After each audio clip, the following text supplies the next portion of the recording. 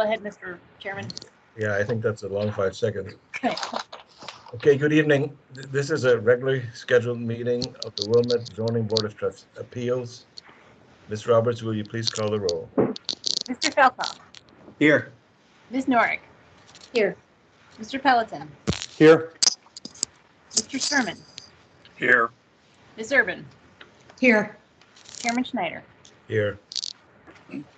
This meeting is being conducted remotely via Microsoft Teams.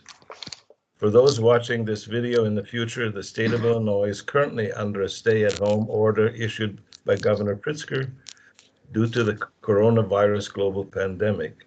As a result, all in-person governmental meetings have been canceled. However, the Open Meetings Act now permits electronic meetings of governmental bodies like the Zoning Board of Appeals. And this evening, we are conducting our business in compliance with the state law. As usual, this meeting is being broadcast live on our local cable access channel 6. It is also being broadcast on the internet, on YouTube, live, and the URL for that is www.youtube.com/user/village of Wilmette/live. To participate in the meeting, you can join through Microsoft Teams.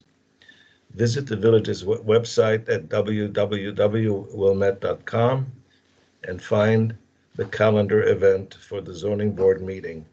There's a link for you to join the meeting. You will also find the meeting agenda and case reports under the calendar. Alternatively, you can view the meetings on Channel 6 or on YouTube and call in to the meetings, allowing you to listen and speak using your telephone. The phone number is 872-239-8225. Tonight's meeting code is 258-207-070.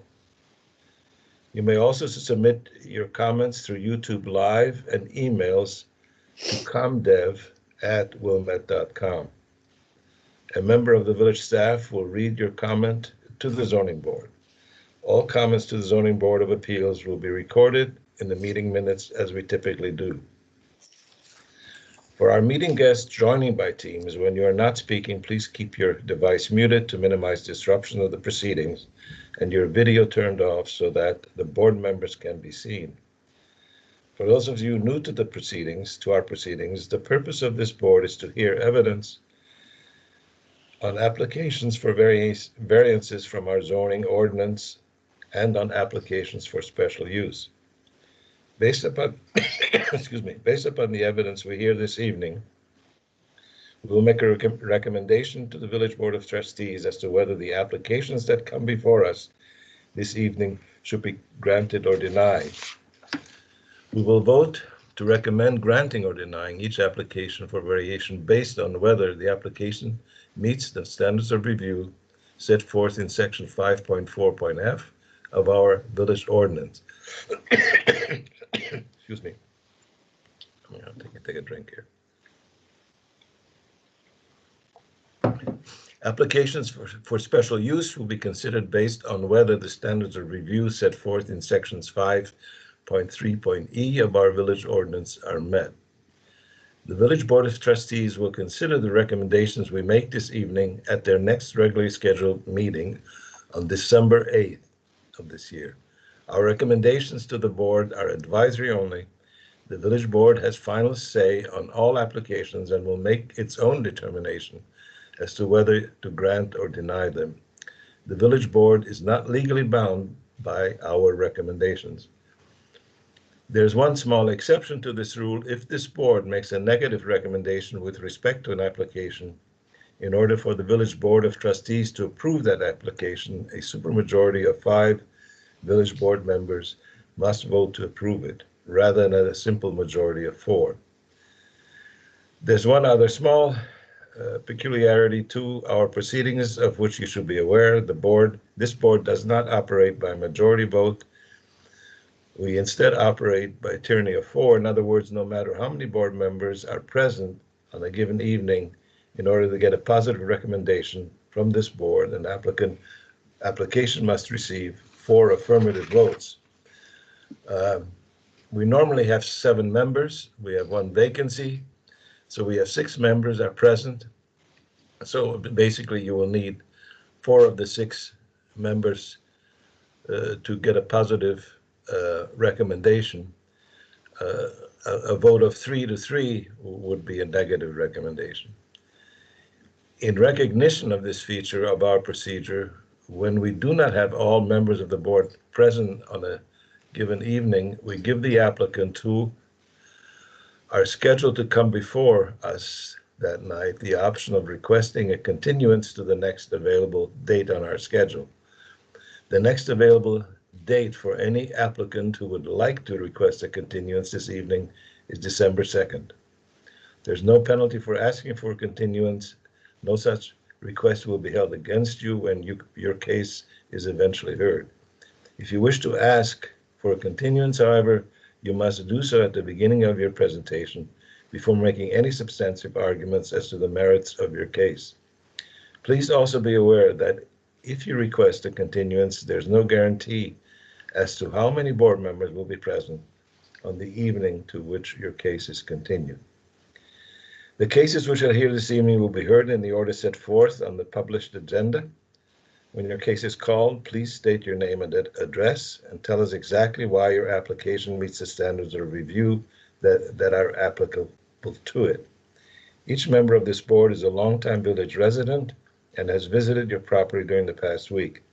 In addition, we have received from village staff a report containing all written information that you have submitted in support of your application, as well as any other correspondence that the village has received. Accordingly, it is not necessary that you repeat what you have already stated in writing. Please just hit the high points with particular attention to why you believe your application meets the standards of review. After the applicant has had a chance to speak, we will open the door to others who wish to speak on the application. I will recognize each attendee to ask if you have a comment, so please wait to be called. Everyone will be permitted to have their say, though we would ask that you keep your comments as short and to the point as possible. Any comments received through the YouTube chat, team chat, or email will be read into the record at this time. After we have heard all oral presentations, I will close the evidence and the members of the board will discuss what they have heard and take a vote. Once the evidence is closed, no further testimony on an application may be offered. The only people entitled to speak during that part of the proceedings will be the members of the board. This meeting is a legal proceeding, and all testimony tonight must be given under oath. If you are here and planning to testify tonight, I would ask you to raise your right hand at this time and be sworn. I can't see you, so I'm assuming you are raising your right hand, whoever wishes to testify. Do you swear or affirm that you will tell the truth in the testimony that you're about to give? If so, please say, I do. I do. I hear one. If there are others that will testify that have not sworn in, please let us know at the time so I can swear you in before you testify. Ms. Roberts, I think we're ready. Will you please call our first case of the evening? Our first case is 2020 Z38 1515 Sheridan Road. This is a request for a special use to permit the operation of a limited service restaurant, Rosati's Pizza, and our applicant, Mr. Patel, is here. Hello, everyone. Mr. Patel, did I swear you in? Were you the one that? No. Sorry about it. I need to, yeah. before you testify, would you please raise your right hand and do you swear or affirm that you will tell the truth in the testimony that you're about to give? If so, please say I do. I do. Okay, please proceed, Mr. Patel. Yep. So, my name is Sil Patel. I have a Rosati's Pizza in Niles and Lincolnwood. So I was talking to Anthony. He's a Rosati's franchise, and then we looked at this Plaza del Lago property, and then it's a really great location. You know, I always love village of Wilmette. So that's why we decided to open a limited service restaurant over here. So what we basically are proposing is we get in the front area, we're gonna have a few sitting for customers, and then the rest of it mostly will be delivery and carry out. And then yeah, we're gonna have a server in the front area, which will take orders, and then it will they will serve pizza. You know, pizza and pasta and wing, mostly Italian menu. And yeah, that's basically the plan is, and that's why I request you guys to please give approval for this small construction that we're gonna do for this Rosati's Pizza. Thank you. Any questions for the applicant? Mr. Patel, how long have you been in business operating Rosati Pizza locations? A little over 2 years. 2 years? Yeah. And what will your hours of operation be in Plaza del Lago? It's gonna be 10 a.m. till 10 p.m.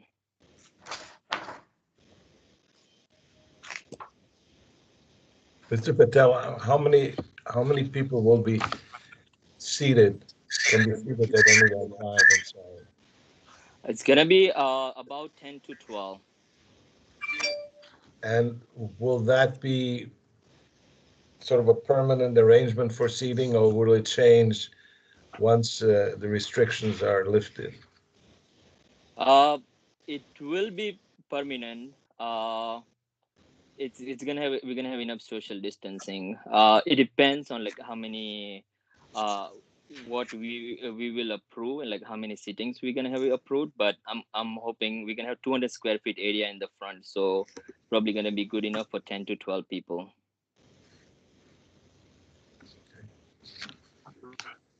Any other questions for? Sure. This is Bob Sturman. The vehicles, could you just speak to that? Are they just employee vehicles that you put a signage on the top? No, that will be all employee vehicles. And as of right now, we don't have any plan to put the signage on top. It will be just their own vehicle, and they're gonna deliver pizza. Okay. This is Chris. Can you clarify? Did you say you'll have a server who will, wait the tables? Yeah, server come cashier. So whoever we hire will take order, and then once people are seated, she or he will bring pizza to the whoever is there to eat the pizza. Okay, And then the same customer, same cashier, come server will also take phone order or any walk-in orders. Okay, I just want to make sure that sort of fit the requirements of limited service, which is that people go up to a counter and order. Yeah. Mr. Patel, how will the Wilmette location be the same as or different than your other two locations? So the other two locations we have only carry out, and this one we are adding just the limited seating in the front.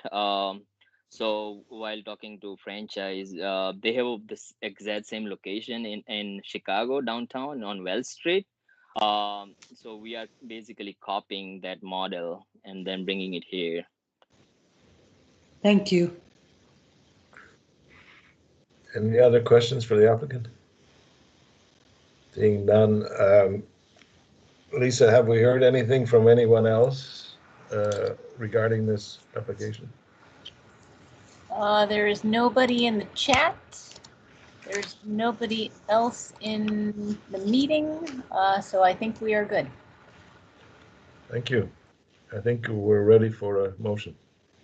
I move to recommend granting a request for a special use to permit the operation of a limited service restaurant, Rosati's Pizza, at 1515 Sheridan Road, in accordance with the plans submitted. The use will run with the use. Second. I am in support of this application. It will be nice to fill up yet another vacant space at Plaza del Lago. And I don't know how many pizza places the market can bear, but presumably Mr. Patel has looked at that. And we're always fans of trying new restaurants, so. Yeah, I'm positive about that. Okay. Thank you. I concur with Maria. I think it's nice to have Plaza Lago fill up, and especially with recent approval from our board of Cluckers, it'll become a little bit of a destination for food now as well. So I can support it and wish you good luck. Thank you. I concur with both Maria and Bob, and I think it makes a lot of sense, and I'm in favor. This is Robert Pelleton. I would add that I can support it as well. Yeah, and this is Chris. I agree. I also agree. I think looking down the standards of review for special use, it meets all of the standards, and I wish Mr. Patel good luck. Thank you, everyone. And I think we can go to a vote. Yes. Ms. Urban? Yes. Mr. Sermon? Yeah. Mr. Felkoff? Yes. Ms. Norick? Yes. Mr. Pelleton? Yes. Chairman Schneider? Yes. So this goes with a positive recommendation to the village board, Mr. Patel, that will meet on December 8th to consider this case. I move to authorize the chairman to prepare the report and recommendation to the zoning board of appeals for case number 2020-C-38. I'll second that. Okay. Mr. Sermon? Yes. Mr. Pelleton? Yes. Mr. Felkoff? Yes. Ms. Norick? Yes. Ms. Urban? Yes. Chairman Schneider? Yes. Thank you. We're ready for the next case, Ms. Roberts.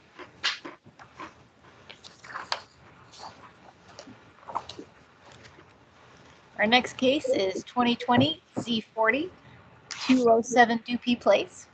This is a request for a 150.66 square foot front yard impervious surface coverage variation to permit the replacement of a driveway on the legal non-conforming structure. And our applicant, Ms. Lasky, is here.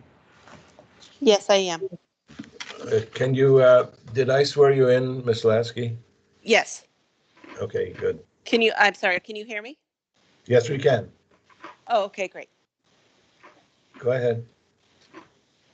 I had asked the zoning board to approve my driveway, which was two sort of broken strips of concrete with a mess of sort of dirt and weeds in the middle, and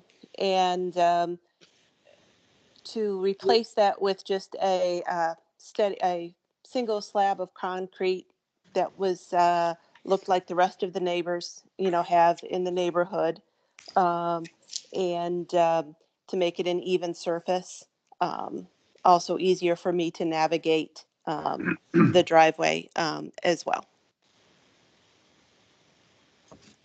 Okay. This is Bob Sermon. I have a question. Yes.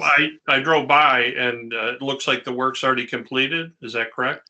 That is correct. So you weren't aware that you needed to get a variance, I assume, and somebody let you know that, or? There was a note in the case saying that were extenuating circumstances, but it didn't specify what those extenuating circumstances are.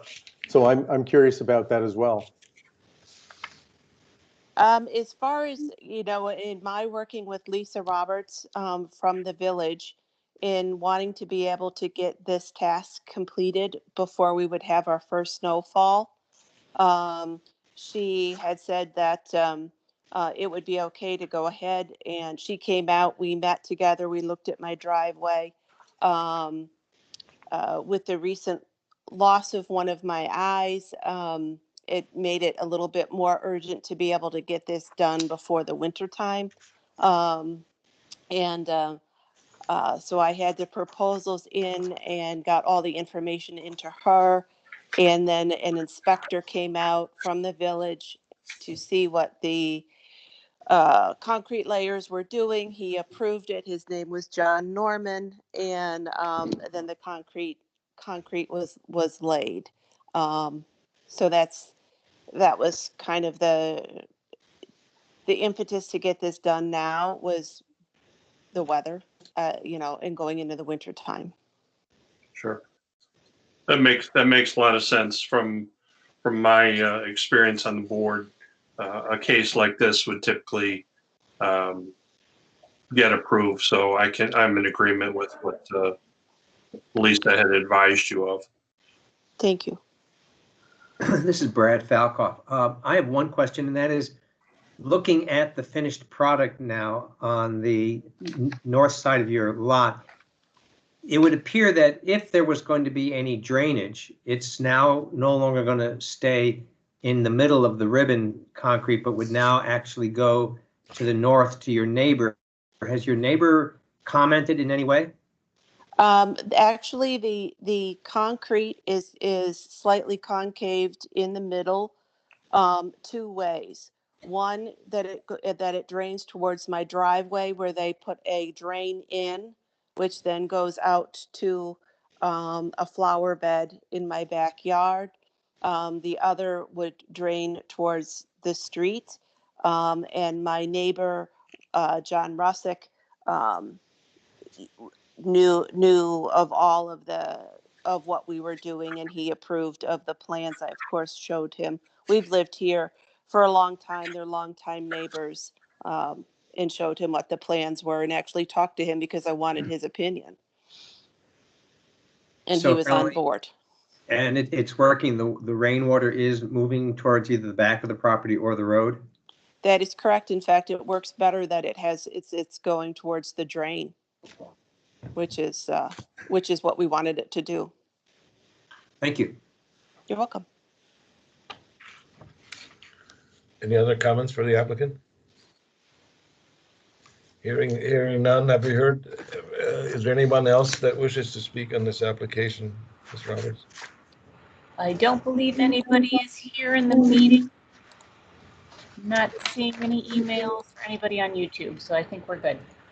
Okay, so we can close the testimony and have a motion. Sure, I'll make a motion. I move to recommend granting a request for 150.66 square foot or 19.47% front yard impervious surface variation to permit the replacement of a driveway of a non-legal conforming structure at 207 Place in accordance with the plan submitted. Second. Okay.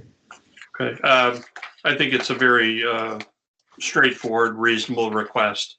To be able to get cars off the street and have a surface now that is a safer surface, easier to shovel, clean, everything else. So it makes a lot of sense to go ahead with this, and I'm happy to hear the efforts that your contractor made in the way of properly draining it, so I can support it. I agree with everything that Bob said, and I can also support it.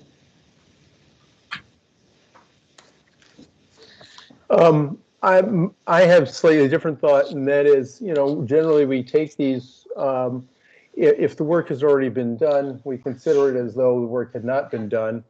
And if the work had not been done and the applicant came to us, I think there would have been a lot of questions about the drainage and where the water would go and why she's adding impervious surface when the previous driveway was mostly pervious, and why they couldn't replace it with 2 ribbons or some sort of pervious surface.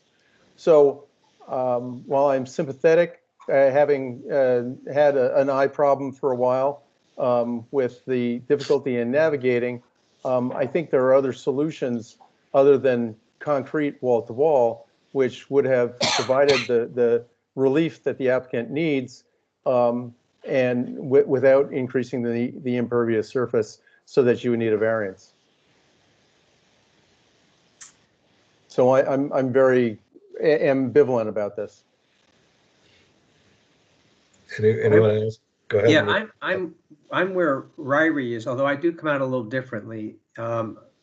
This is almost a 20% increase in the impervious surface coverage, which seems to be, particularly when you compare it to other cases, to be quite high. I think Prairie is correct. We probably would be asking a lot of questions about drainage. But in this case, it was done, and it does sound like it was done correctly, and that if the purpose of impervious surface or pervious surfaces is to make sure that the neighbors don't get the water and the water ends up in a place that's appropriate, then I come out on the side that I guess that was done here, and so even though it's backwards, I can support it.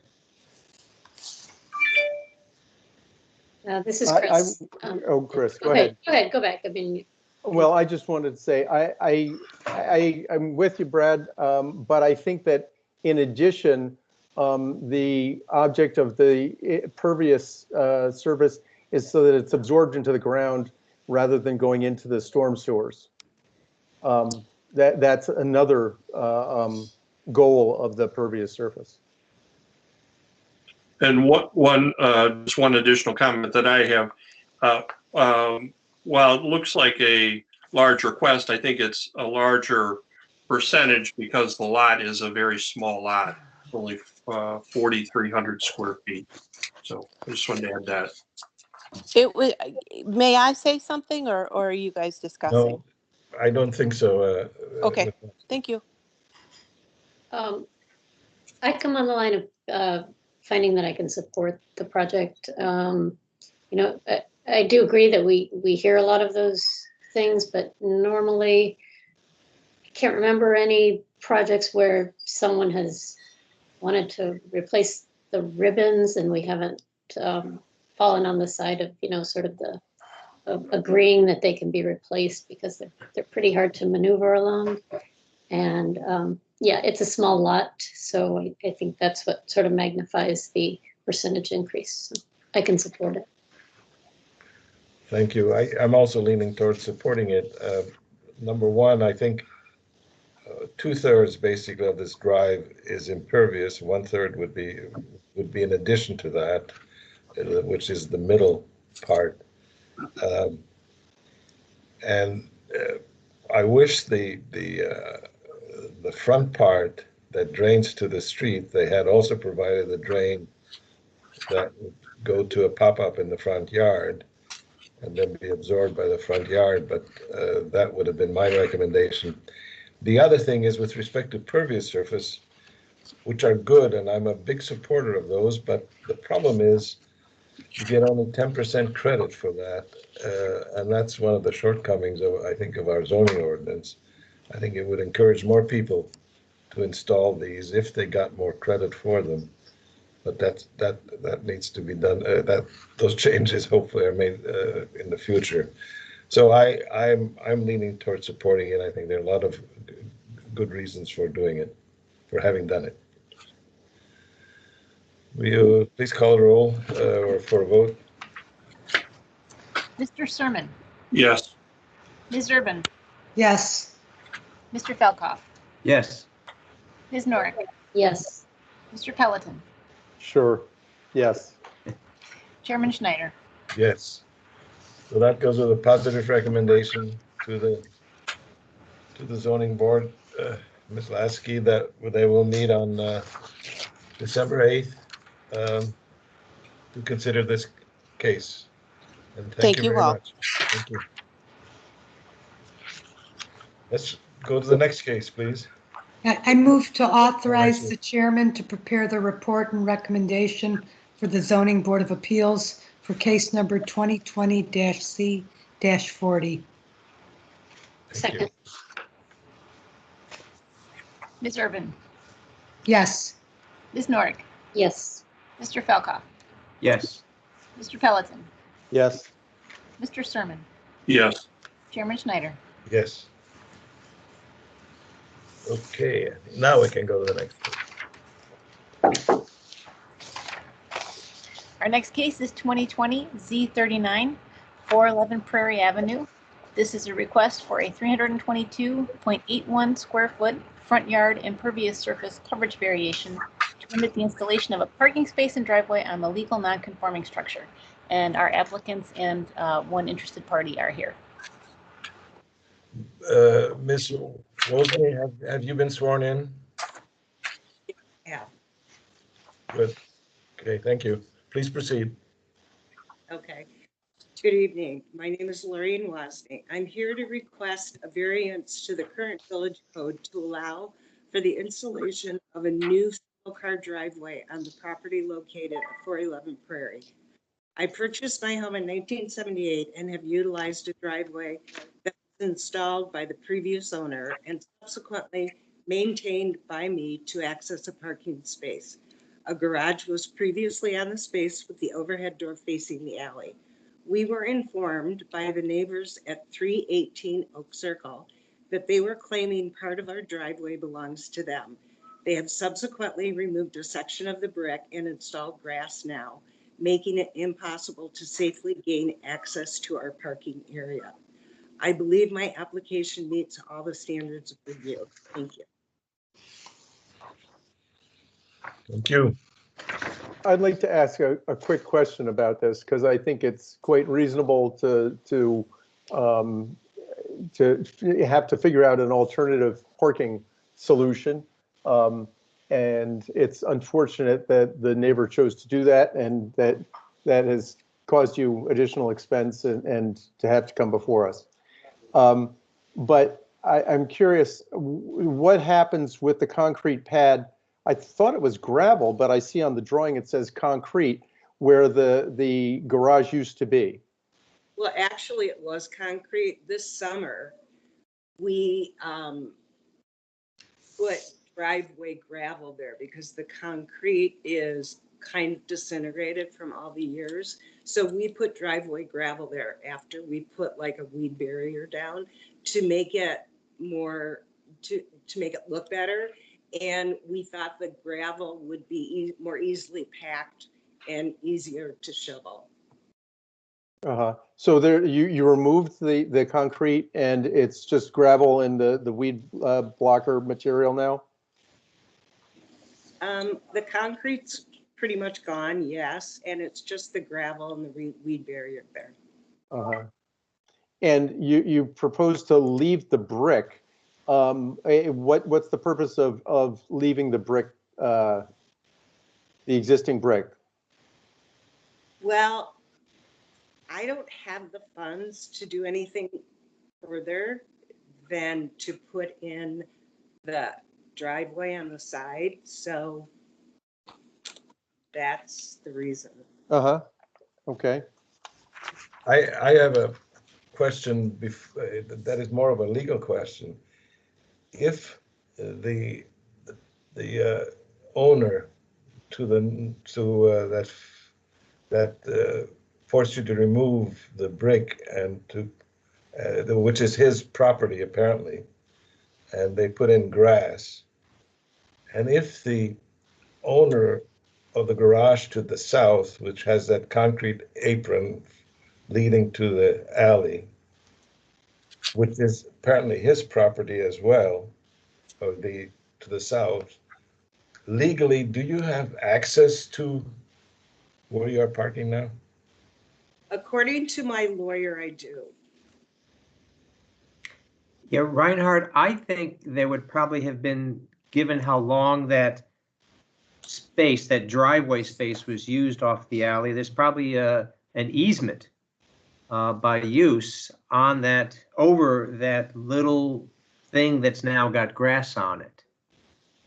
And that's why Ms. Wozni, it was interesting that you used the word that the neighbor was claiming part of the driveway. In what manner did they assert control, are they barring you from crossing what's now the grass to get onto your concrete or gravel area?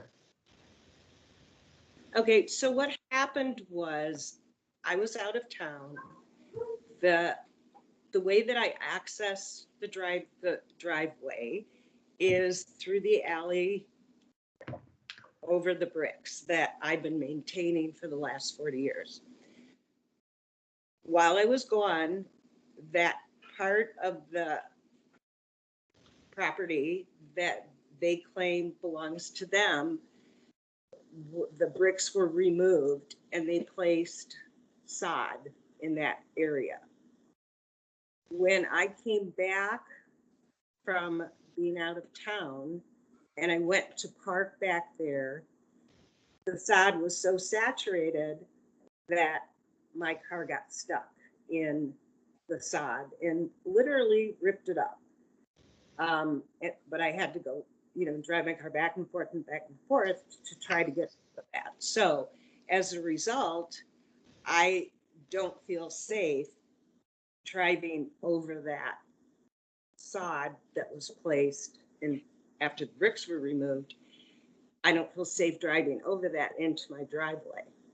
So I need to do something so that I'm able to park someplace. Since I can't park on the street, I need to be able to put in, the only thing we can think of is to put a driveway in the side of the house, because that's how the other houses on Prairie access their driveway. Well, I would agree with you that, but for the problems you have, you're stuck with the proposal that you're making. But I'm not yet convinced. Is there bad blood between you and the neighbor? I never thought so. I'm pretty disheartened by how this has happened, because it started about 1.5 years ago, and it was done in a not upfront way. So I don't have bad feelings towards them, except that they've made it difficult for me to continue with my life as it's been for the last 40 years. I don't know how they feel about me because they don't talk to me. This is Bob Sermon. From a planning issue, it's surprising because I look at the plan and there's a frame garage and then there's that triangular piece that's to the south. So it's almost surprising they would do it, because it really would be a difficult little triangular piece of grass for them to utilize. Am I viewing it correctly? Yeah. Yes. Okay. I have another question on. Go ahead. Sorry. The reason that I put the time and the expense into, quote, beautifying it this summer was to sort of make people understand that I was trying to do the best that I could do. And I thought that would appease whatever feelings they had about the way it looked back there. I just don't know what else to say, except that I've tried to do it the way that I thought it was the best way to do it without incurring a lot of expense. I have a question. If you could put up the site plan, the survey or the plan again, please. When I was there, visited the alley, it doesn't look like this plan that we're seeing here, the site plan, correctly identifies the fence. There is a fence that runs. There's a jog in your fence. In other words, I don't know how to describe it, but it seems to me it seemed to me that you could drive directly from the alley across across that little concrete triangle that the garage to the south has, drive it to the north, and you have room there for another car. It might not be the way the fence is arranged in the back. Do you understand what I'm saying? I do, and I have actually tried that. I talked to my neighbors to the south and they were okay with that. And I've tried to do that and it just doesn't work. And it's especially going to be difficult in the winter. Because then you wouldn't have to drive across that little bit of lawn, I guess. Well, I still do have to, that's the problem. So, and it's interesting because by taking away the bricks and putting in the lawn, it actually made it more difficult for the neighbor to utilize their garage because they have to make a turn in order to get in, as opposed to being able to drive straight in. So it's rather odd. Well, it's particularly odd because, and I know you guys who've been on the board longer than I have seen this, I'm sure before, is you can get those, that material that looks almost like a paver, but there's spaces in between in order to allow water to penetrate, and then you can grow grass, but you still have a fairly hard surface on which to drive on. And that would seem to make if they, for some reason they wanted a piece of grass there, you could have both grass and then have a surface which you could actually drive on and solve both problems at once. Brad, could they have been doing this because they didn't want the, given the litigious environment, would they not want that liability of somebody driving over the corner of their property? Could that be the reason? I'm trying to figure out the reasoning. I'm not sure we'll know the reasoning. Your suggestion's not a bad one, but the two problems with that. One is it is probably an easement, because otherwise there's literally no way to get to what once was a garage. And assume the next homeowner, after Lorene sells one day, wants to build a garage, they would not have a place to put the garage but for where it was. And you would have to continue to cross what is really the easement. As far as the liability on a tiny piece of grass, yeah. I hear what you're saying, Bob, but that is stretching. No, I know. I'm just trying to. Yeah. It just doesn't make sense.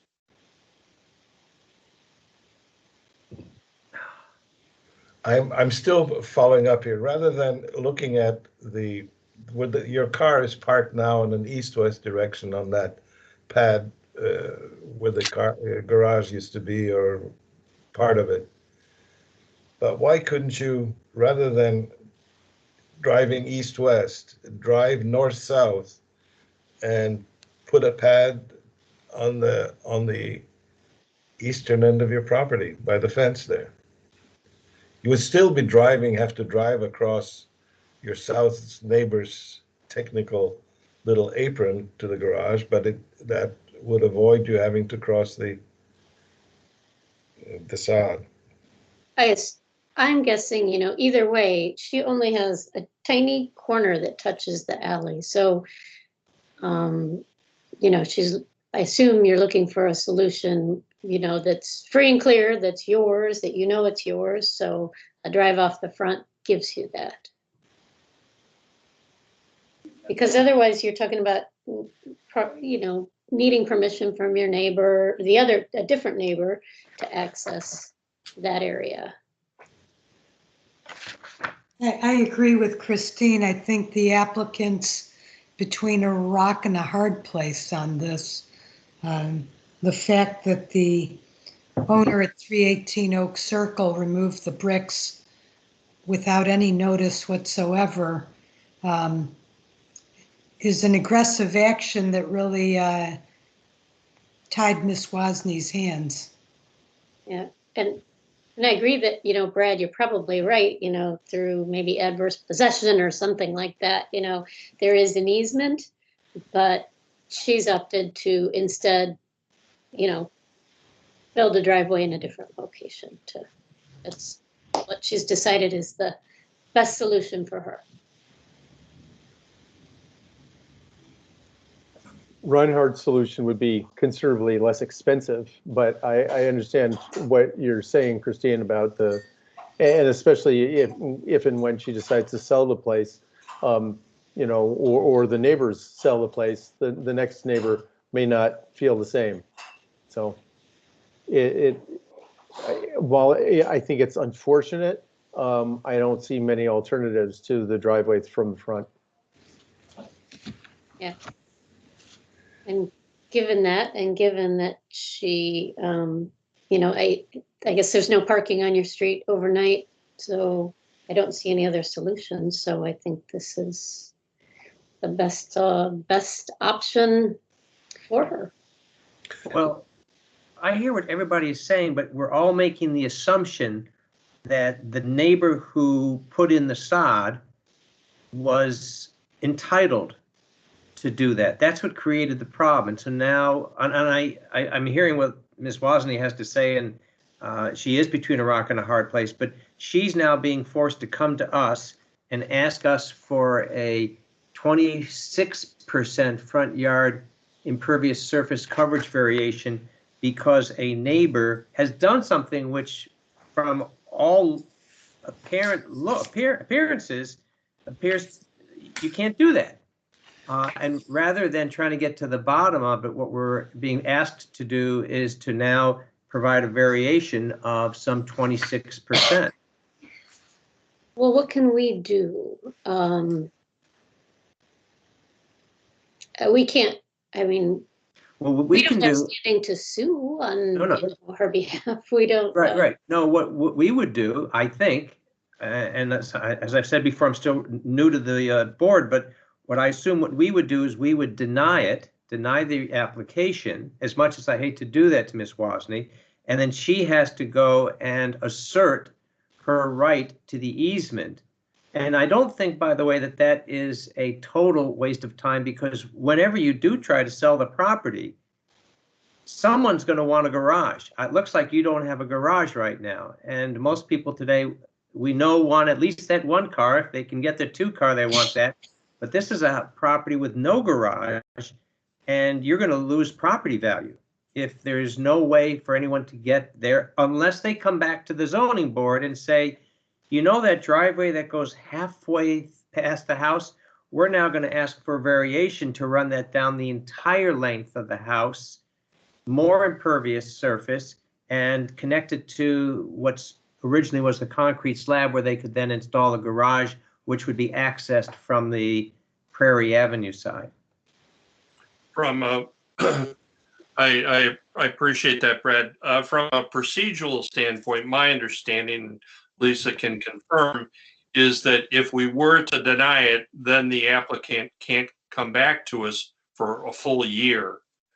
So the thing is, in a particular case like this, if the intent is to possibly have the applicant come back, you would then ask to continue the case. And you have to establish a date to continue it to, but at the same time, that date then can be shifted. So if they say, okay, let's continue it till mid-December, that can happen, but then it can be delayed. The decision that the applicant now has to make is, what are they going to do when, with the winter coming in? If we deny it, then, so there's a couple of things to consider, but denying it across the board would put the applicant in a more difficult position. Understood. So there's another option, which is we grant it, but Ms. Wozni, then goes to see if she can figure out a solution that doesn't require her to spend the money, and assert her interest as Mr. Falcoff has indicated. Yeah. Ms. Wozni, did you consider that? Did you explore that and decide not to do that? Can you comment on that? So I have spoken with the lawyer. And he's advised me to pursue this legally because obviously there are some legal issues here. Would be an enormous amount of money, like between $30,000 and $50,000, and it would take a long time. So I'm just trying to, live my life and to get on with it. So I felt like this would be this makes the most sense to me, to just not have to pursue that legal action and do what works best for me. Mr. Chairman, can I just jump in for a second? Sure. Two things, just to clarify Bob's statement about, sorry, let me turn that on. Clarify Bob's statement about the denial. That is, that 1 year thing kicks in when the village board denies it, and you can't make the same request again. So what the zoning board does not have that impact at this point. And the other thing is the neighbor next door who had the access is with us in the meeting today and may be able to answer some of the questions. I'm not sure if she was planning on speaking, but she is here listening at least. What is your name? This is the one on Dupree Place. Which neighbor? No, the neighbor whose triangular piece has been On Oak Circle. pressed. On Oak Circle? You see, we would love to hear from her. If you're ready to take testimony from other parties, we can ask if she wants to speak. I think we are. Okay. Hi, I'm Amanda Alt, and I'm at 318 Oak Circle. And I just wanted to clear up a few of the questions that the commission has. We did have a legal permit to put in a patio, and in order to keep our percent coverage within the limits and not come before the board, we did remove the brick that was on our property in order to keep our impervious cover within the limits by zoning. And I do want to say we have given Ms. Wozni permission to drive over our portion of the property for several years. And we also did give her notice when we did pull the brick. So she's, we're still able to drive across the turf. And we did actually pull that brick per the village recommendation. We were initially going to put gravel in that position, and the village came back and said we weren't able to put gravel there and suggested we put turf. So initially we were going to put gravel there to allow her to continue to drive, and she still can drive across the turf. So, I just want to say that we support Ms. Wozni's application to conform to other properties on Prairie and access her property from Prairie Avenue. The other properties on Prairie Avenue do have garages right next to their homes. So as you look at property values moving forward and impervious cover, it would be conforming in this non-conforming neighborhood to have those garages next to the home. So that is something that she could do. So we do support this application for her to access her property from Prairie Avenue. And I'm happy to answer any questions. Thank you very much, Ms. Alt. Any questions for Ms. Alt? I don't have a question. I have a comment, and it's the comment is that this is a case of unintended consequences where we stick to the letter of the law on one property, but it creates a domino effect of other impacts that, in essence, leave the village as a whole a little bit diminished. It's quite unfortunate. Ms. Alt, how many square feet are we talking about? How big is that triangle? I'm not sure exactly, maybe 60. No, the triangle, 60 square feet. 300 to 400 square feet. 300 to 400 square feet. The triangle. Okay, 300 to I 400 square feet. Sorry, my husband's speaking to me. No, I think that, I don't think that's too large. I think it's too large. Okay. I think it's like 60 or something. 10 by 6. But that's all right. It's relatively small in response, but it as was said, it causes it has interesting impact, unintended, as was said. Any other questions or comments? Now, the other thing, if we consider this request, there needs to be, obviously, a curb cut needs to be approved, but beyond that,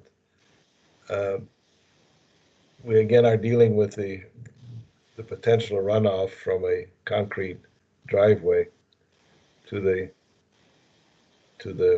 combined sewer, which is not a good thing, and so that would be one of the issues we would encourage, if we approve your request. That would be a concern of ours as to how you deal with the runoff. Like the previous applicant, who has systems of drains and pop-ups to divert the water from the street. But anyway, that's an aside. We need to consider the application as it is presented to us. Any other comments or questions? Hearing none, I will close the testimony, and will now proceed to have a motion.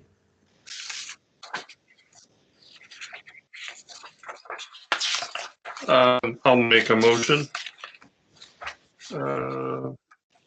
I move to recommend granting a request for a 322.81 square foot or 25.8% front yard impervious surface coverage variation to permit the installation of a parking space and driveway on a legal non-conforming structure at 411 Prairie Avenue in accordance with the plan submitted.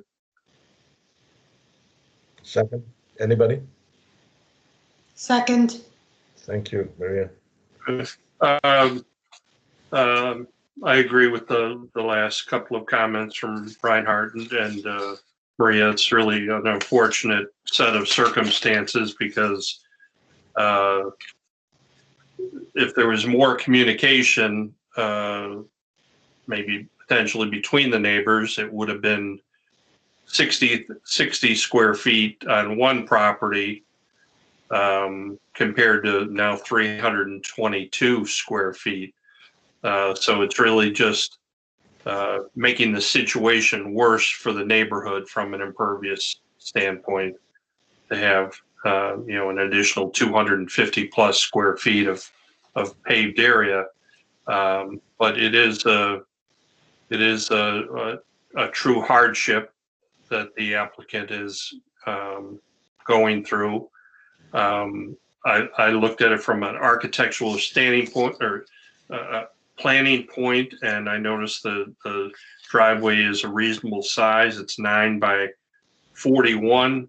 A typical parking space, if you were to go to a shopping center, is 9 by 20. So she's pretty close there. If you wanted to shave a couple of feet off, but it's really not going to make a difference, but it's a reasonable size. And I think, it's reasonable to request to have 2 spaces. The neighbors do have that. Some of the neighbors have their garage actually closer, and then maybe a wider driveway. But then you've got to have a wider curb cut. So I think, given the situation, the hardship, and the need to park the cars and get them off the street, I don't think there's any other option but to support it. That's all. My comment is that,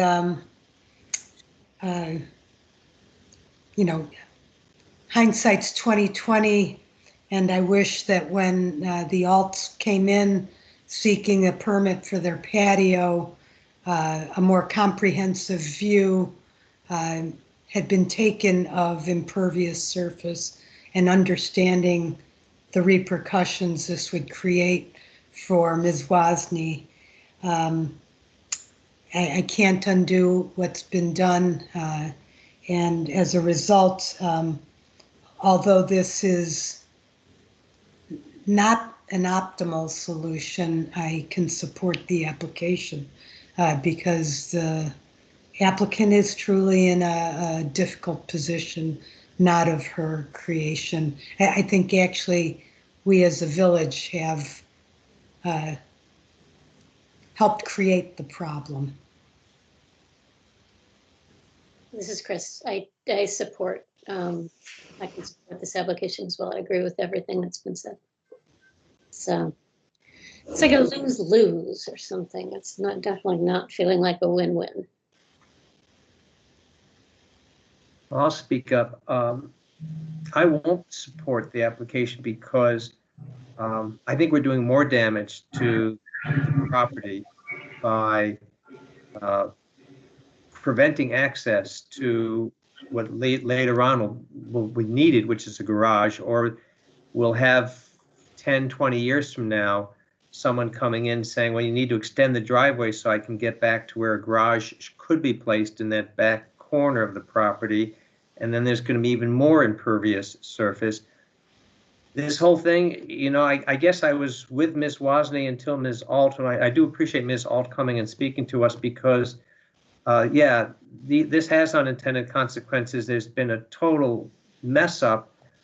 But even so, I have to believe that there's a very simple solution that even the village could go along with, which is to simply put in a surface where it's now grass that would be pervious, but would also provide just enough support for Ms. Wozny's car to get over onto the what's called the concrete slab, which is really where the garage was. So while it's not, as Maria said, there are unintended consequences to what happened on the Alt property. I'm not convinced it's too late in a sense, and I think that if we approve this, we just continue the problem, and we don't solve anything other than we now have water where water's not supposed to be, because that's why we've got this rule regarding impervious surfaces. I guess just one response to that. I agree with you, Brad. But if we don't support it, then and the resolution isn't developed, then she's kind of in a difficult place. I guess I would look to, you know, I think you've got really a strong perspective there, and I would think that the village board should be the one that gets involved. I mean, if it's 60 square feet and it could just be replaced with gravel and they could just approve it so the alts didn't have to go through some approval process, I think that would be the route to go. And then it would be a savings all the way around from an impervious standpoint, from a cost standpoint, and everything. But maybe the village has the ability to go in and make those things happen. I'd like to hear from Lisa whether she's familiar with anything like that happening, because I find Brad's argument very persuasive. 60 square feet, even 100 square feet is a heck of a lot better than 322 square feet. In fact, just to interrupt, if you scale it quickly, it looks like that triangle is 9 feet by maybe 9 feet. That's 81 square feet divided by 2 is 40 square feet rather than 60. So I think that's more reasonable. But go ahead, Maria. Lisa, is there an administrative solution? I'm struck by the fact that our variance process is onerous enough that it convinced the alts to avoid it altogether. I was not involved in the staff discussions when the permit was being reviewed, but yes, there would not be an applicable administrative process if they had a coverage issue, and you know, we're doing work elsewhere in the rear yard there. The zoning ordinance does not allow gravel for a driving surface, nor do we generally consider it a pervious surface. So that is why they would have been advised to remove that, to not use gravel if they were trying to reduce their coverage for an overall project. I don't know. I mean, I guess the village board could. I don't think the village board could grant relief in this case to the alts. They would have to come in and ask for relief as on their own property. It could be done, but it would still be having to go through the whole notice process and everything. And obviously they would, all the parties would have to agree that that's the direction they wanted to go. Hey, and could I ask a question of clarification, Lisa? Given your correction of Bob's understanding of how quickly the applicant could come back, would it be possible for this board to deny the application, for the applicant to withdraw the application, and for the alt to come in, assuming that everyone's willing to do this, and nobody has said that they are, would come in for a variance request, technically on behalf of Ms. Wozni. If Ms. Wozni had to replace the bricks that have been removed, I've got to believe that that's a far cheaper solution than building the driveway that is proposed here. We've all stated that from an environmental point of view, it's certainly a more sustainable solution. If all the parties were willing to problem solve together, is that a possible path forward? So procedurally, I would probably recommend to the applicant and to the board that you all take a vote tonight so that the applicant does have some record to act on. Again, I wasn't involved in the parties and their other discussions, but I would be concerned for the applicant to have this be on hold with you all in an indefinite amount of time. If she has a vote, she can then go to the village board, and there will be time between that meeting and this meeting when the neighbor and the applicant could talk, and they could see whether they might be moving towards some sort of agreement. And then before it goes to the village board, they could withdraw. Ms. Wozni could withdraw her application, or be on hold with it, and then a separate application could come in, for example, from the other property. I guess either way, if she chooses to withdraw or continue to some other date that we don't identify, or she goes ahead tonight with a vote and then goes to the village board with that potentially being on hold. If she wanted to continue with this request that we have tonight, she would have to redo notice and kind of go through it again. Alternatively, the parties, if Ms. Alt and Ms. Wozni gave some indication tonight that they were willing to talk some more about it, we could table it to, a December date or probably a January date to give everybody a chance to talk. Notice wouldn't have to be done. We could reconvene here, and it's a little unusual, but I don't see why we couldn't just table it for more discussion. Again, if the parties were willing to make that sort of commitment tonight. And that was my thought. You actually beat me to the punch on that. But if we just continued, as opposed to taking a vote one way or the other, then if the applicant and Mrs. Alt were unable to reach some sort of agreement, then we could, without any additional expense, we could reconsider the matter again at a future meeting. I would say, the only other expense besides the cost of reinstalling the brick that I could see, and Lisa, you can opine on this if you have any further information, but is the cost of placing the notice in the newspaper. So it seems like that would be a whole lot less expensive for Ms. Wozni than putting in the driveway that is proposed. And to the extent that, I think that this board, as it's currently constituted, would, be happy to support the alt's application for a variance for the impervious surface that would be, that triangle takes up. I think that we could give them an indication that collectively, I think that would pass. And so there wouldn't be any, tremendous concern about that. And if it didn't pass for whatever reason, they go back to grass, and, it's the time and expense of the notice. But I don't see how that would happen. So I'm saying all this for the Mrs. Wozni and Mrs. Alt, so that they understand what's going on. And then does Ms. Wozni have to request a continuance, or do we just continue it, table it for a future meeting? She has to make the request, but I don't know how you do that now that the meeting's closed. Maybe procedurally you can open it back up.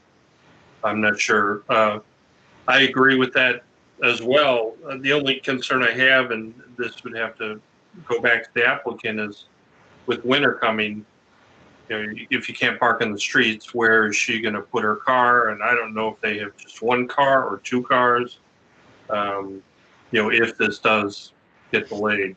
Well, I know that there's a solution that sometimes the village employs of allowing the applicant to do what is necessary because of the onset of foul weather.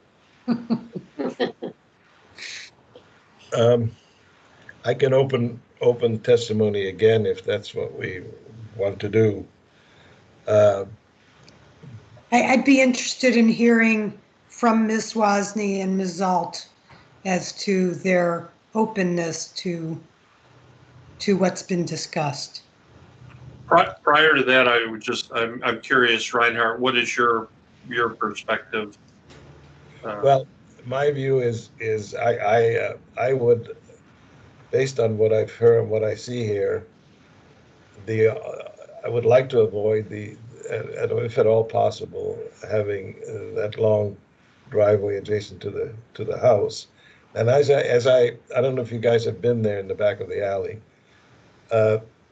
In fact, I think the applicant can have two parking spaces very easily. One north-south along the eastern border of their property. There's a fence, part of it is now the fence.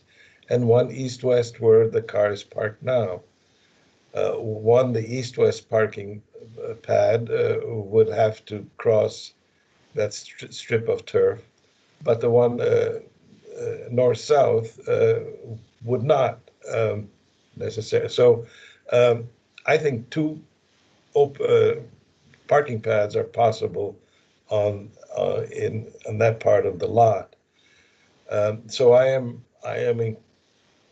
it seems to me that the two property owners, Ms. Alt and Ms. Wozni, seem to be amenable, certainly Ms. Alt, to finding a solution. And I think the zoning board and probably also the board of trustees would be amenable to having a variation of 40 square feet of impervious surface. Before you open, I just had one other comment. From a planning standpoint, looking at it long term, if they were going to maintain the driveway off the alley, that really just allows for, in the future, when the property is sold or redeveloped, whatever, a one-car garage. You really have to put quite a driveway in and a garage to get that to work. So long term, I see them, this developing years from now, the driveway and then back where the wood deck is, well, basically between the proposed driveway and the crushed stone, there'd probably be a two-car garage there that you'd probably have in the street. So not to complicate things, but Okay, I will open the testimony again if Ms. Alt and Ms. Wozniak can comment on what has been discussed, whether they would be willing to work together, and for Ms. Alt to request a variation for them to restore the hard surface where there is a lawn now. Ms. Alt, are you still on the line? I am, and I think I stand with my previous support of this application. Her accessing her property from Prairie Avenue. This issue initially came up, and I didn't want to get into this initially because her tenants were parking us in our garage and in our property. So I understand you think there may be an easement for that property, but we do own that corner of the property. And she cannot fit 2 cars there. It affects the way we use our property and access our garage and park on our parking pad. So like I said, we fully support her accessing her property that has no alley access per the survey from Prairie Avenue. And she's verbally accosted my husband when my children are there over this tiny bit of property. So I understand how you can look at this pretty picture and make a decision, but this is our property. The village gave us a permit to develop it as we saw fit. We have granted Ms. Wozniak access to drive over it, and we do support her accessing her property with a new driveway from Prairie Avenue. Thank you. Okay.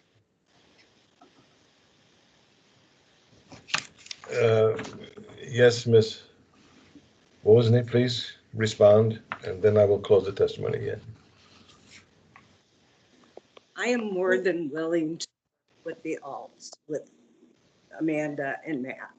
I have tried to talk with them. I'm not confident that we can work anything out because of things that have happened in the past. They, a year and a half or 2 years ago, attempted to put up a fence across that back area that would have blocked me completely from getting into my driveway. They basically blindsided me by saying they had a permit and they were going to do it. I had to get legal advice because prior to that, I didn't even realize that the plat showed that small triangular area was theirs. I didn't even know that. So I'm more than willing to talk to them. Part of my disappointment is that they haven't talked to me. And I'm, of course, don't want to spend $15,000 or $20,000. I'm a retired nurse. But I'm not confident, as you can hear her say, they support me having a driveway on the side of my house. So I really don't know what the solution is, but I'm certainly willing to have the conversation. Thank you, Ms. I will now close the testimony, and I think has everybody on the board had any more discussion?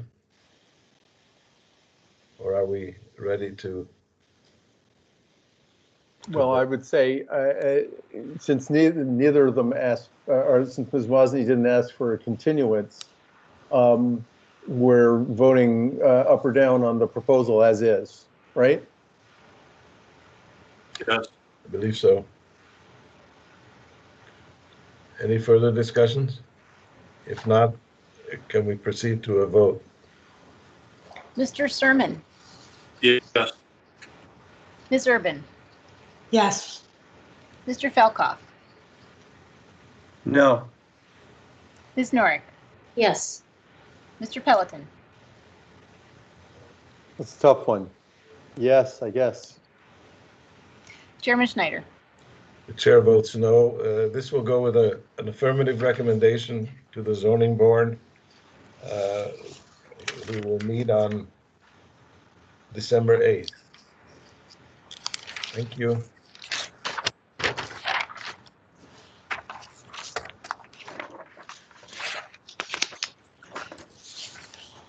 I move to authorize the chairman to prepare the report recommendation for the zoning board of appeals for case number 2020-C-39. Second. Mr. Sermon, Yes. Ms. Norick, Yes. Mr. Felkoff, Yes. Mr. Pelletin, Yes. Ms. Urban, Yes. Chairman Schneider. Yes. Thank you. And can we proceed to the next case, please?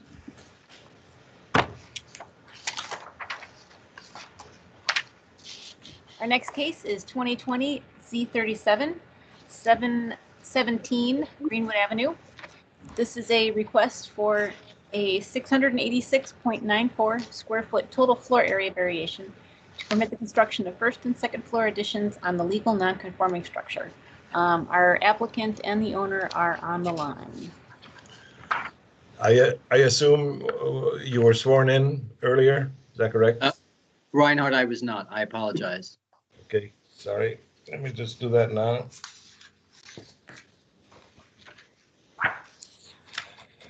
Do you swear or affirm that you will tell the truth in the testimony that you're about to give? If so, please say I do. I do. Thank you. Okay, it's your application. Please proceed. Thank you. Thank you all for your time this evening and our thoughtful consideration of the project that we've presented to you for some zoning relief if possible. To give you a little bit of background and color, our clients, the Podorskis, are a young family from the city wishing to move to the lovely life in Wilmette. And they've been attracted to this house for basically the neighborhood, the historical value of the house and the neighboring houses, as well as they're having some close friends and contacts living in the neighborhood. So that's what brought them to Wilmette and this particular house for those reasons. The house itself is over 100 years old, and as we all know with 100-year-old houses, they don't quite meet the criteria without being overly gratuitous of conditions today.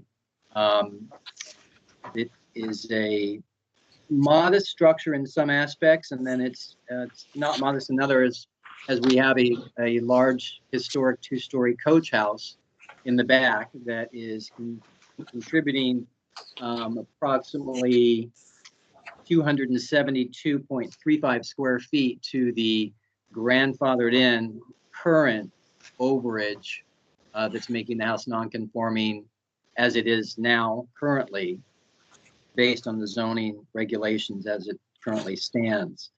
So we started this project trying to be as conservative as possible, with even the hopeful aspects of by cutting and shaving and taking aspects off the existing house to try and make this as much an even swap as possible. However, we found through all the planning we did that it was just not possible in order to kind of make that even swap, so we weren't having to come to you for any relief at all other than the existing. What we were able to do, though, in keeping this as minimal as possible to come and ask you for any kind of help or relief, was we actually took the existing enclosed front porch of the house now, and which is quite large, and actually taking a portion of that away so we can actually gain some of the front porch applicable allowance area. Also, what we've done is taken the enclosed sunroom on the rear of the house and foreshortened that in actually removing it to kind of pull the house footprint in and save some of that square footage, so there can be more meaningful added in areas that make more sense in the house to make it more livable for a young family, and also for anybody that might be interested in the house in the future, as far as we can foresee. If you look at diagram basically 1.8, Lisa, please, sorry.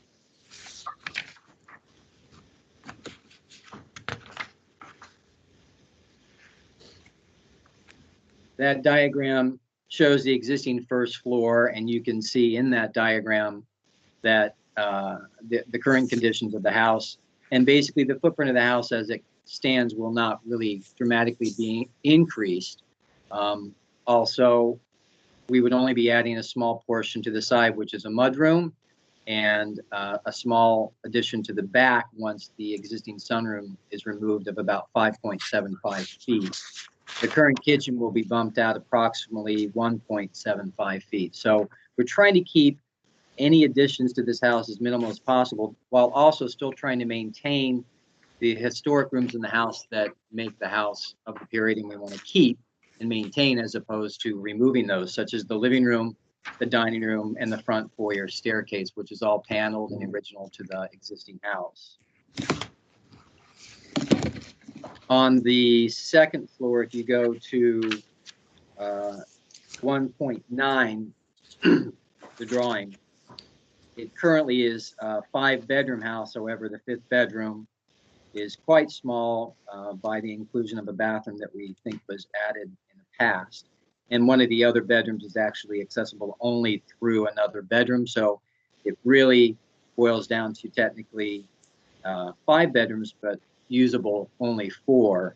And in our proposed plan, which is diagram 1.13, we've actually admitted to the fact that the house is really practically a 4-bedroom house, and added that 5.75-ish addition to the back of the existing second floor for a master bedroom, and then basically added some square footage over the existing kitchen, but not going all the way out to the perimeter of the house.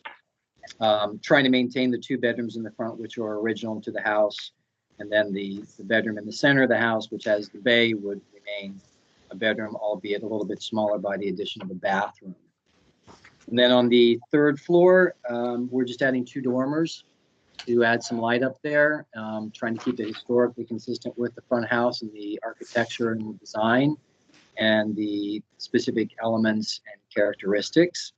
Those would actually be below the 6.75 square feet. So in doing those dormers, we're not asking for relief. We're not trying to make them any higher, because again, we really don't want to ask for any more than could possibly be needed to make this house usable for our family and to make it viable for the future.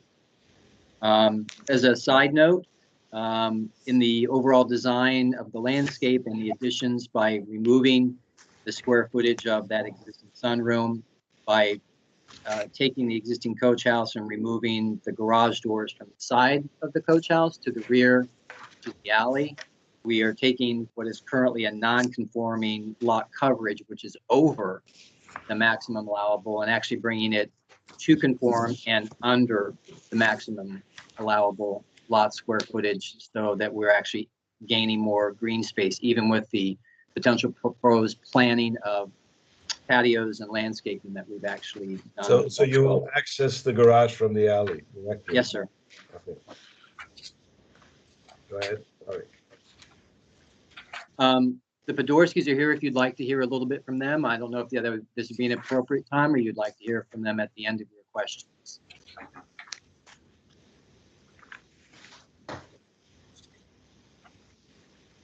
Any questions? So what, there's currently I have a question on there's currently a deck on the 2nd level that has that circular exterior stair coming down, right? Yes. What will happen to that? The circular staircase is going hopefully to the recycling bin, and the deck over the current sunroom will be removed. The entire sunroom will be removed, and that whole structure that we're planning for the addition to the existing den in the back of the house will be smaller than the footprint of that existing sunroom. So that will all go away. Okay. Any other questions for the applicant? I would be interested in hearing from the Podorskis. Hi, can everyone hear us? Yes. Yes. Okay, great. Well, hi, I'm Martin. And I'm Michelle. We just want to say thank you for taking the time tonight and, giving us the consideration for this variance. We've been looking for a house for a couple years now, and kind of been looking around the North Shore and really circled in on Wilmette. We love the town, we love the neighborhood. We have some friends that live in the area, and we've gotten a chance to spend some time with them pre-COVID. So that's been nice to enjoy this town. And kind of throughout this process too, we've been able to meet our neighbors since we purchased this place. And I know some of them have written some letters in consideration for our project, which we really appreciate. And we've just been really happy with the town, and we're really excited to hopefully make this our home for a long time.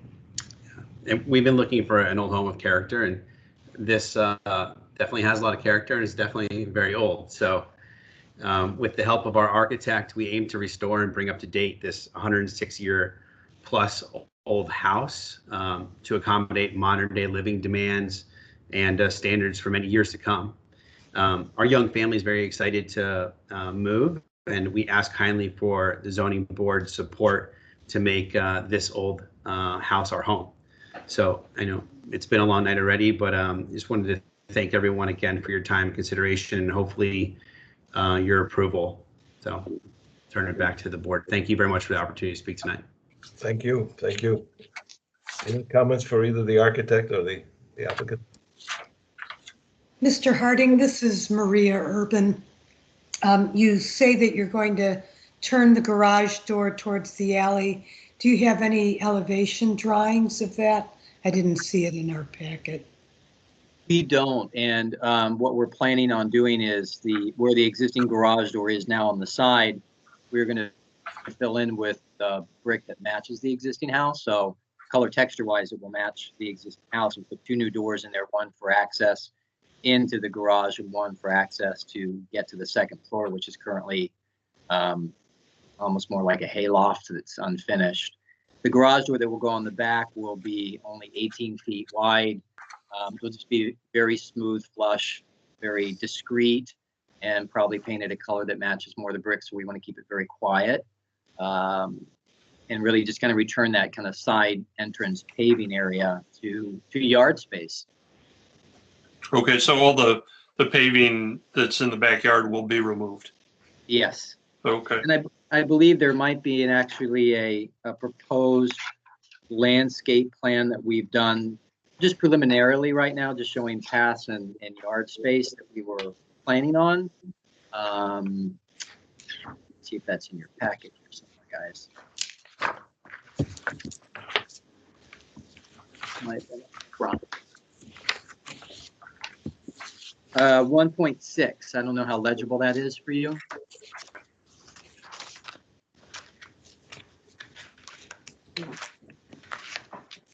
Yeah, not very legible. Well, I think the only thing that you might be able to discern from that is that the garage door is going back towards the alley, and you can at least see that everything is being returned to a lawn. And the proposed patio paving areas are really up closer to the house, so that our homeowners and our clients can actually use a small raised terrace off the family room just to look over the yard. And then down in the yard space, there'll be a small bluestone kind of little patio for seating. And then the rest is basically play area for the kids.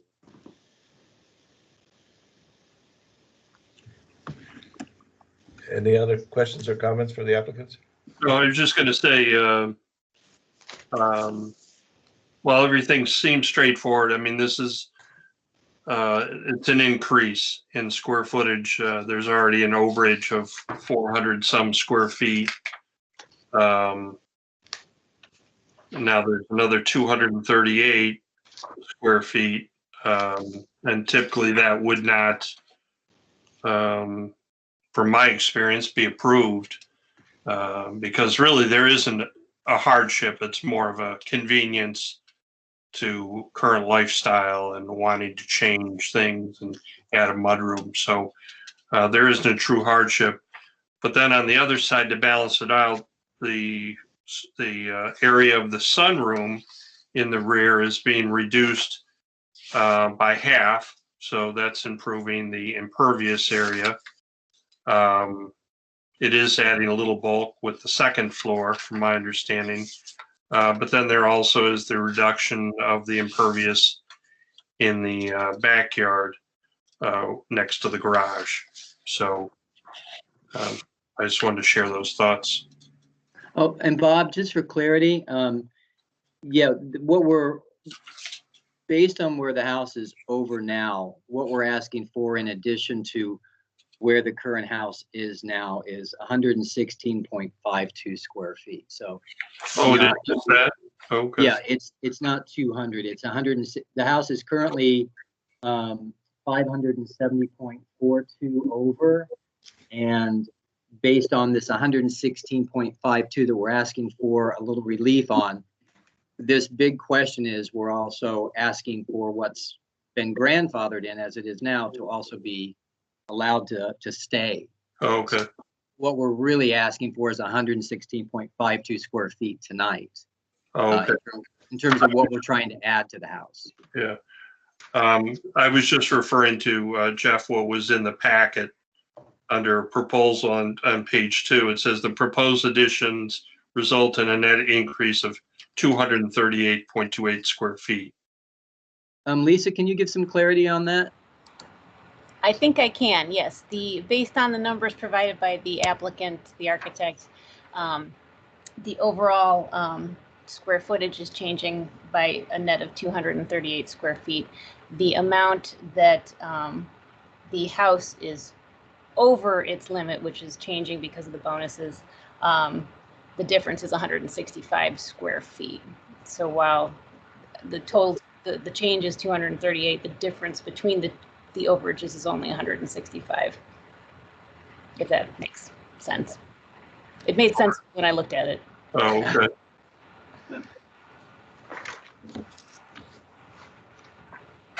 So, you know, if it's 165 or 200, that's a much smaller request than the actual request because the existing structure is non-conforming. So it's really just an increase of, you know, I don't know, maybe 2% or something. And guys, we've tried. That's why we've cut and pinched and, you know, removed some square footage from the house in order to add them in areas that are more meaningful. Part of the thing that drove this was also an aesthetic for the front porch, as that existing front porch was currently, when the house was built, was open. Over the years, it was enclosed.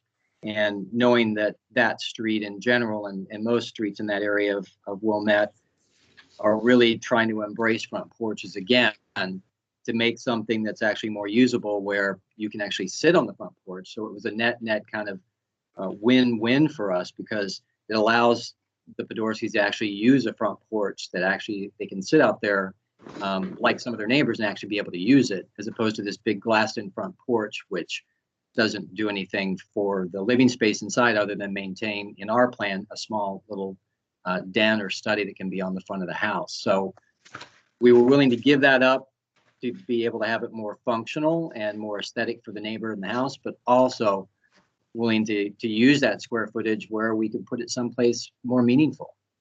Sure, and I agree. That's very important for the neighborhood and to, you know, Wilmette in general and the trustees. Everyone is always excited to have houses, historic houses, remain and be improved and maintain that stock. So, and from an architectural standpoint, I can appreciate that design of the front porch and the small study. So, any other questions for the applicant or the architect? Comments? Actually, I'd love to just, if I can deviate from the process and just ask a question of Jeff. What was the original purpose of the coach house? Was it really for horses, or why would someone, there's so few, particularly in that area? I know, and that's part of the uniqueness of the house, and it appears by all intents and purposes that it was built exactly at the same time as the house, which makes it so unique. And the architecture was, whoever built the original house didn't spare much expense on the exterior to create that structure, which is quite special. There is a staircase that goes up from below. There's no evidence that there was ever an, excuse me, an entrance from the alley. So whatever it was would have been, I'm assuming, entered from the side. Based on the age of the house, it's kind of a tipping point when would it have been used with stable horses or not. There's no evidence left inside that I can see in the concrete where there might have been stalls or some kind of other structure. Then again, the concrete probably was replaced at some point, although it's not in the best shape, it's decent. The second floor over the garage has some wainscoting. There's a little room that's kind of partitioned off, but none of the walls have really been finished on the interior. The frame is still there, and it looks like it was just used as either a workshop or storage. It's just kind of unique. It's actually quite cool because it's not really been touched. Okay, thanks. Yeah. Had you looked into, just out of curiosity, to the Wilmette Historical Society, or the, I think it's the Historical Society? See if there are any information on this?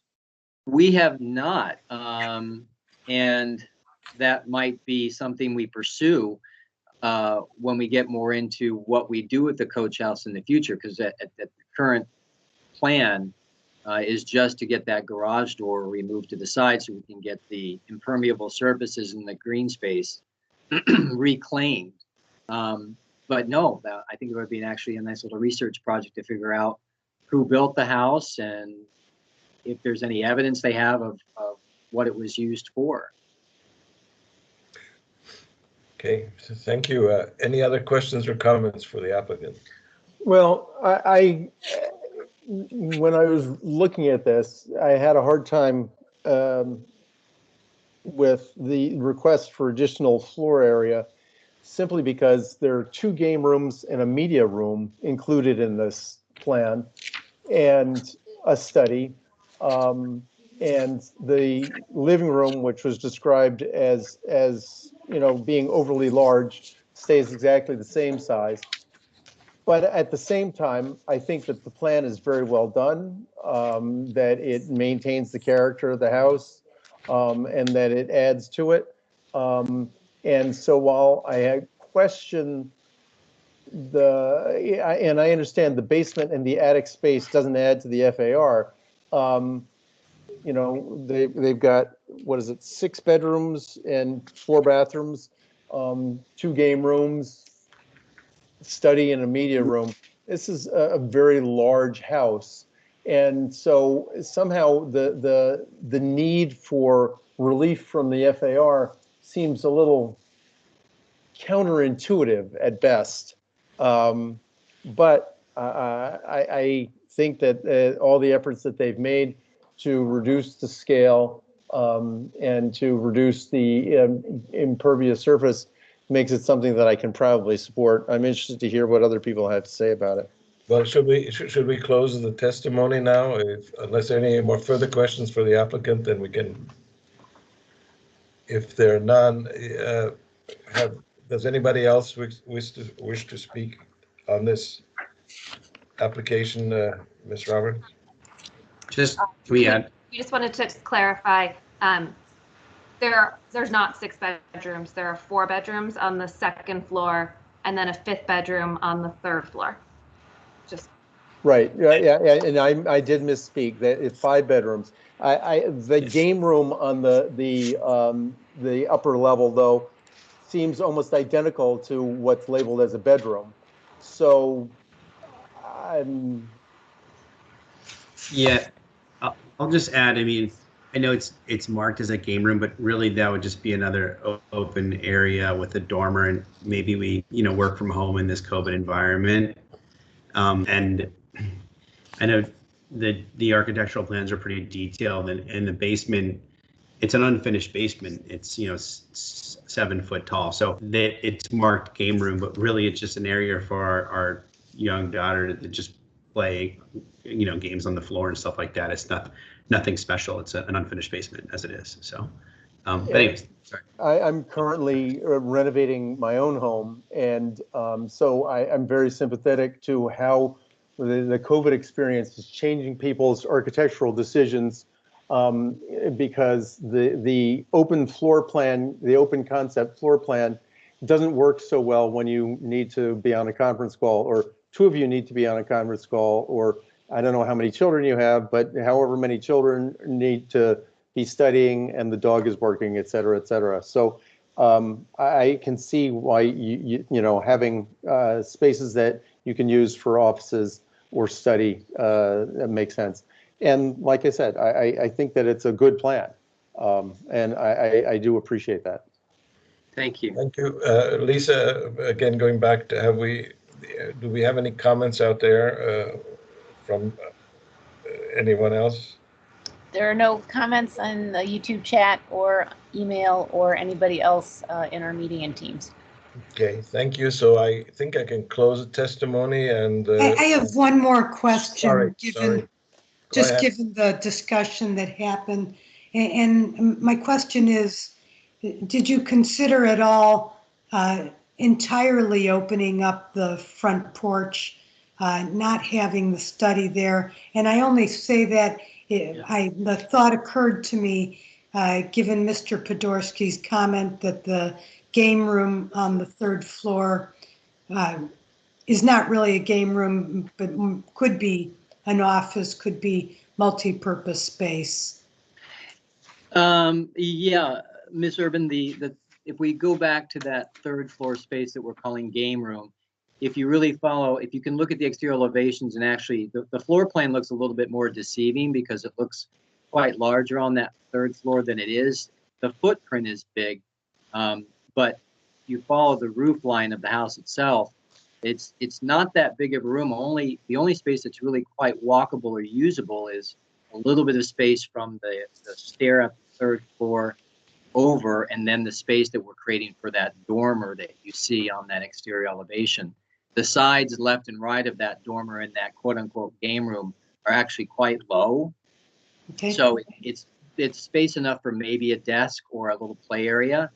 The bedroom is a decent size up on the third floor, but it's not very large, to be honest, again, because the roof slopes taper down quite dramatically. The reason we didn't want to open up the entire front porch is that's a very special view, and looking out on the street, and actually, given it's on the north side of the house, for Martin or Michelle to be able to use that during the winter months and be able to look past the shadow, I'll call it, of the front porch, which will be quite dark in the winter months. Dark in the summer as well, but that'll allow for some coolness and some shade. That allows some sunshine to come into an interior space that might then transfer a little bit to the living room. But it's also a space they can use year long and look out on the street. So we didn't want to also devalue the house anymore by completely removing that room altogether, sacrificing 50% to get that open front porch back, more of a feeling of the house, and having that work in our favor, so our relief that we're asking for would be less. Again, seemed to be a win-win situation for both the house, the neighborhood, and the Podorskis. Okay, thank you. Thank you. Thank you. And Lisa, you said that we don't have any other comments from anyone on the line anywhere. Yes. So right. I think we're ready for a motion. I'll make the motion. Hold on just one second. See the proposal, other subject, property description. Where am I missing the? Page 9. Thank you. I shouldn't have volunteered to make the motion if I'll move to recommend granting a request for 686.94 square foot or 6.49% total floor area variation to permit the construction of first and second floor additions on the legal non-conforming structure at 717 Greenwood Avenue in accordance with the plan submitted. I'll second that. Your motion, Mr. Pelletin.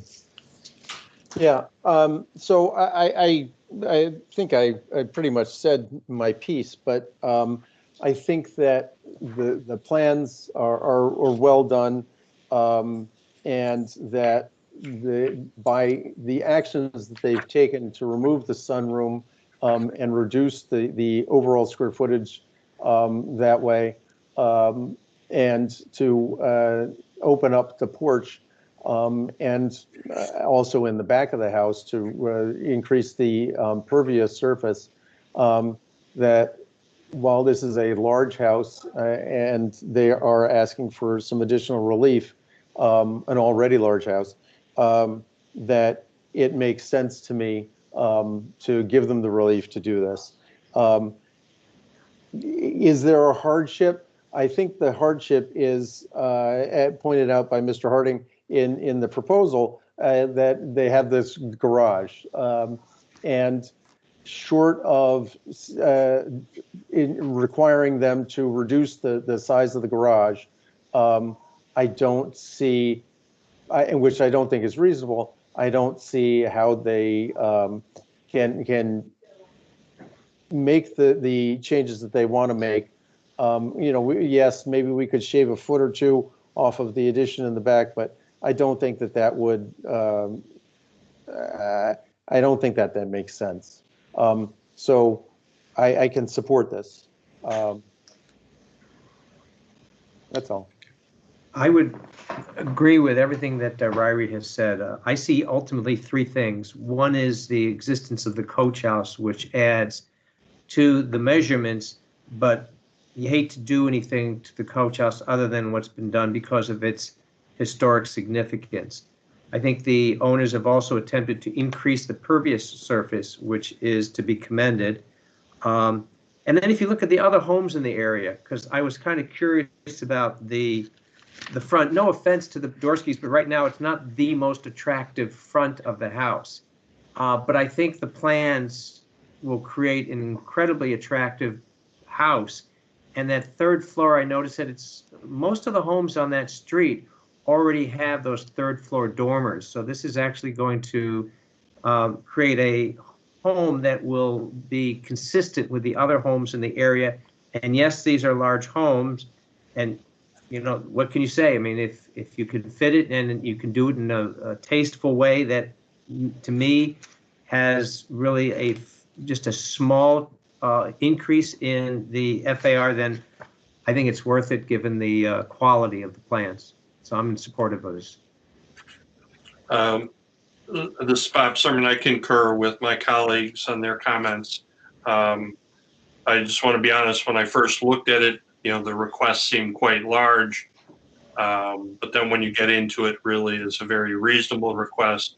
I think Mr. Harding did a great job architecturally, and the planning, everything is very well done, and should be commended for that. And I think it's be a nice addition to the neighborhood after it's finished. So I can support it. Thank you.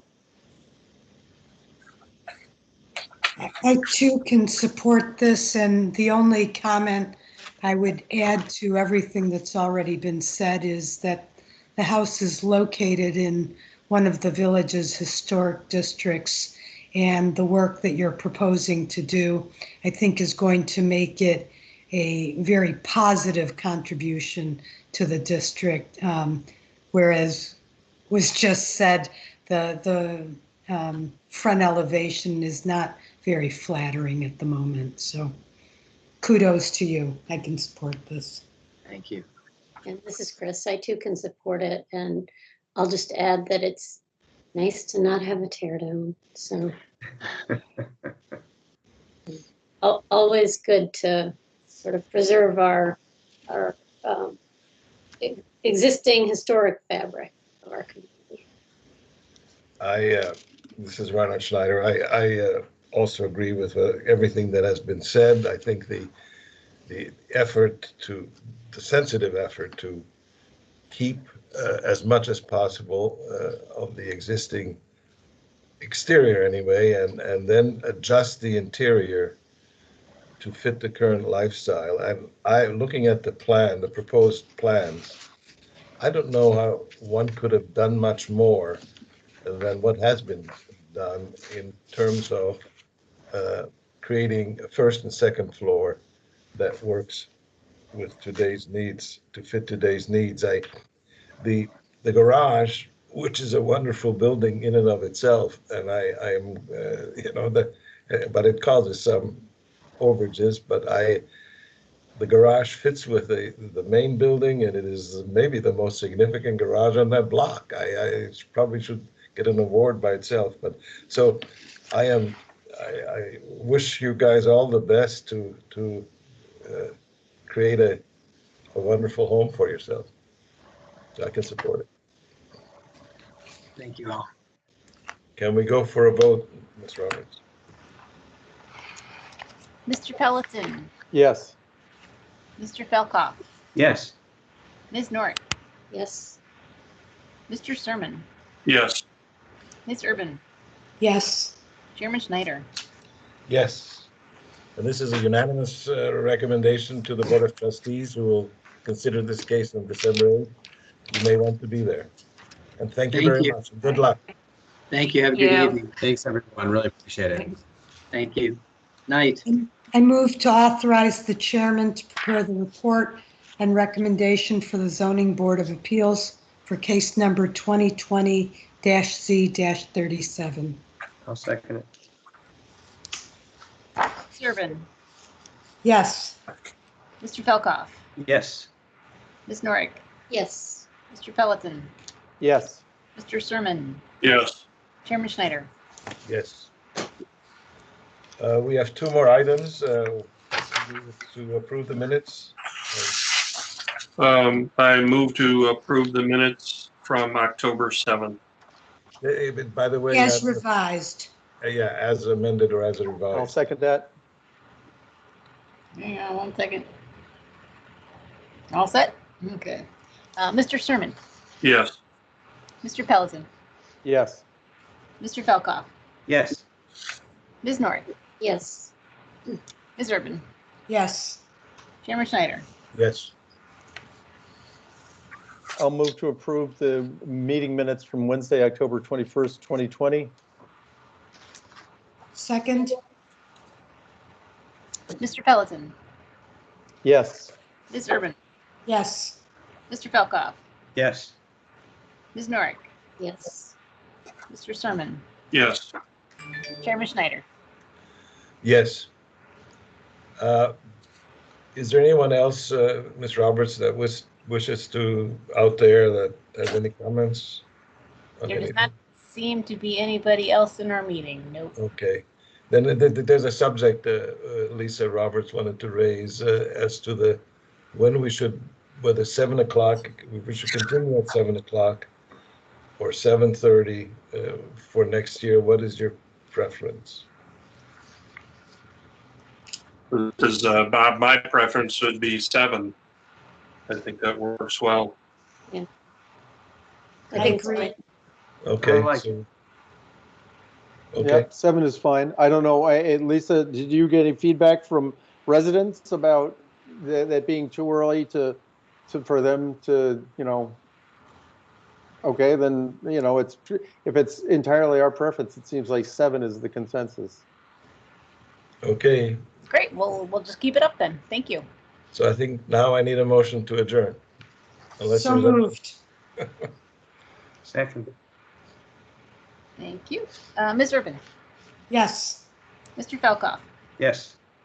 Ms. Norick, Yes. Mr. Pelleton, Yes. Mr. Sermon, Yes. Chairman Schneider. Yes.